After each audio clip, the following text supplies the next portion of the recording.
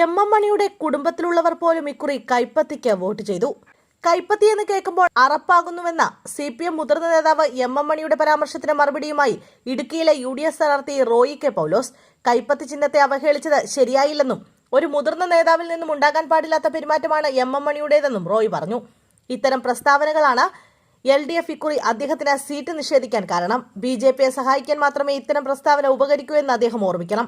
M മണിയുടെ കുടുംബത്തിലുള്ളവർ പോലും ഇത്തവണ കൈപ്പത്തിക്ക് വോട്ട് ചെയ്തിട്ടുണ്ടെന്നും റോയി കെ പൗലോസ് അഭിപ്രായപ്പെട്ടു. അതേസമയം വോട്ടർമാർക്ക് നന്ദി അറിയിച്ച് മണ്ഡല പര്യടനം നടത്താനുള്ള വാഹനം തയ്യാറാക്കിയതിലും റോയി പ്രതികരണം നടത്തി. പ്രചാരണ വാഹനം തയ്യാറാക്കിയത് വിജയിക്കുമെന്ന് 100% ഉറപ്പുള്ളതുകൊണ്ടാണെന്നാണ് അദ്ദേഹത്തിന്റെ പക്ഷം. പ്രചാരണത്തിന് ഉപയോഗിച്ച വാഹനം മാറ്റേണ്ടെന്ന് നിർദ്ദേശിച്ചിരുന്നു. ഫലപ്രഖ്യാപനം വരുമ്പോൾ നന്ദി പറയാൻ വേണ്ടിവരും എന്ന് അറിയാമായിരുന്നു. അതുകൊണ്ടാണ് പ്രചാരണ വാഹനം സജ്ജമാക്കിയിരുന്നത്.